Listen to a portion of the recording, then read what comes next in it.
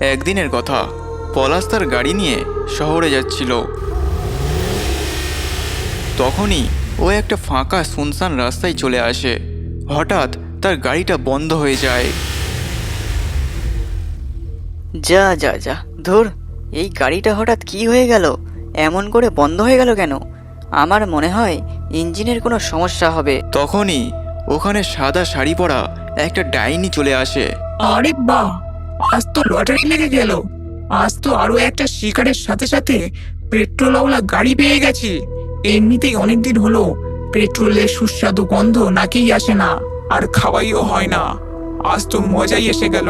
চলো তাড়াতাড়ি গিয়ে গাড়ির পেট্রোলটা খেয়ে নিয়ে। এদিকে পলাশ তার গাড়ি ঠিক করতে ব্যস্ত ছিল, কিন্তু ওদিকে ডাইনি এসে গাড়ির মধ্যে থাকা পেট্রোল খেতে থাকে। পলাশ তা জানার আগে ডাইনি ওখান থেকে চলে যায়। পলাশ গাড়িটা ঠিক করে আবারও সে চলতে লাগলো। পলাশ শহরে পৌঁছানোর আগেই আবহাওয়া খারাপ হয়ে যায়, আর জোরে জোরে বিদ্যুৎ চমকাতে থাকে।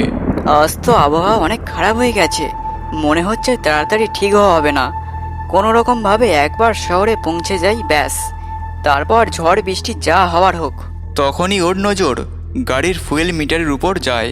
আরে বাবা, এই পেট্রোলটা এক্ষুনি শেষ হওয়ার ছিল। এখন তো এত রাতে পেট্রোলটা কোথায় পাবো?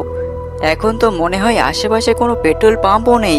আবহাওয়া খারাপ হওয়ার কারণে ও গাড়িটা জোরে চালাতে থাকে। তখনই ও একটা পেট্রোল পাম্প দেখতে পায়। ওই তো একটা পেট্রোল পাম্প মনে হচ্ছে, তাড়াতাড়ি গিয়ে দেখি যদি কোনো সাহায্য পাই কিনা। এ কথা বলে পলাশ পেট্রোল পাম্পের দিকে এগিয়ে গেল। আরে বাহ, কত সুন্দর, ভালো ভাগ্য আমার, এখানেই শেষ পর্যন্ত পেট্রোল পাম্পটা পেয়েই গেলাম। তাহলে এক্ষুনি পেট্রোলটা গাড়িতে ভরে নি। তখনই পলাশ গাড়ি থেকে নামে, কিন্তু ও দেখে পেট্রোল পাম্পের কাছে কোনো মানুষ ছিল না, একদম পুরো নিস্তব্ধ। এটা কি কোনো পেট্রোল পাম্প নাকি? কোনো মানুষজন নেই, একদম পুরো ফাঁকা। আরে এখানে কেউ কি আছো? আমার কথা কি কেউ শুনতে পাচ্ছ? আরে ভাই, কেউ তো বেরিয়ে আসো। তখনই ভেতর থেকে একটা বুড়ো লোক বেরিয়ে আসে আর পলাশকে বলতে লাগলো, আরে ভাই, এত চিৎকার করছো কেন? বলো তোমার কি হয়েছে, যার কারণে এত চিৎকার করে আমার ঘুমটাই নষ্ট করে দিলে? আরে বাপরে, এই বুড়ো লোকটার দাঁতটা কতটা ভয়ানক, মনে হচ্ছে যেন ভূতের দাঁতের মতো। ওই বুড়ো লোকটার দাঁত খুবই ভয়ানক দেখতে ছিল। বলছিলাম কি, আমার পেট্রোল চাই, এখানে কি কোনো পেট্রোল পাবো? হ্যাঁ হ্যাঁ, নিশ্চয়ই নিশ্চয়ই, কেন পাবে না? বলো তোমার কত টাকার পেট্রোল চাই? 1000 টাকার মতো দিয়ে দাও। ঠিক আছে, কিন্তু তার আগে আমাকে টাকা দাও, তারপরে পেট্রোল দেব। ঠিক আছে, এই নাও তোমার 1000 টাকা, আর তাড়াতাড়ি পেট্রোলটা দিয়ে দাও, আমার দেরি হয়ে যাচ্ছে। আচ্ছা আঙ্কেল, বলছিলাম কি, একটু টয়লেট করার আছে, কিন্তু এখানে কোনো টয়লেট করার জায়গা আছে কি? হ্যাঁ, ওই ঘরের মধ্যে টয়লেট করার জায়গা আছে, যাও ওখানে গিয়ে টয়লেট করতে পারো। পলাশ তখন টয়লেট করার জন্য ওই ঘরটার দিকে এগিয়ে গেল, আর কিছুক্ষণ পর টয়লেট করে ফিরে আসে। কি আঙ্কেল, পেট্রোলটা গাড়িতে ভরলেন নাকি? আমার লেট হয়ে যাচ্ছে কিন্তু। হ্যাঁ, আমি তোমার গাড়িতে পেট্রোলটা ভরে দিয়েছি। তারপর পলাশ গাড়ি নিয়ে ওখান থেকে চলে যায়, কিন্তু কিছুটা দূর যাওয়ার পর আবারও ওর গাড়িটা বন্ধ হয়ে যায়। আরে ভাই, এই গাড়িটার হয়েছেটা কি, বারবার বন্ধ হয়ে যাচ্ছে কেন? তখনই ওর নজর ফুয়েল মিটারের উপর যায়। আরে এটা কি হয়ে গেল? ওই লোকটা আমাকে বোকা বানিয়ে দিল, আমার থেকে টাকাও নিয়ে নিল, উল্টে কোনো পেট্রোলই দিল না। হঠাৎ জোরে জোরে কারোর হাসির আওয়াজ আসতে থাকে। এ কি, এটা আবার কার হাসির আওয়াজ? না না না, এখানে তো কেউই নেই, আমার মনের ভুল হবে হয়তো। তখনই ওই পেট্রোল পাম্পের বুড়ো লোকটা হাঁটতে হাঁটতে পলাশের গাড়ির সামনে দাঁড়ালো।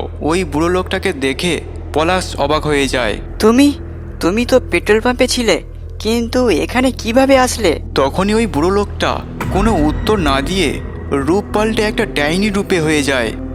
এ কি, এই বুড়ো লোকটা তো নিজের রূপ পাল্টে একটা ডাইনি রূপ হয়ে গেল। তখনই ডাইনি উঠতে উঠতে পলাশের গাড়ির ছাদে এসে শুয়ে পড়ে আর জোরে জোরে হাসতে থাকে।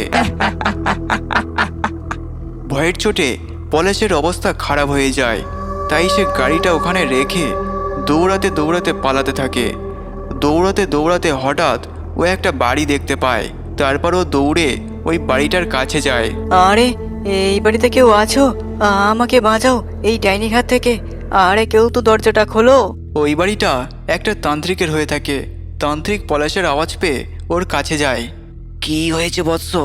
এমন করে ভয় পেয়ে আছো কেন? আর চিৎকার করছো কেন? তান্ত্রিক বাবা, আমাকে আপনি রক্ষা করুন। ওই ডাইনি আমাকে ছাড়বে না। আমার পিছনে একটা ডাইনি পড়ে আছে।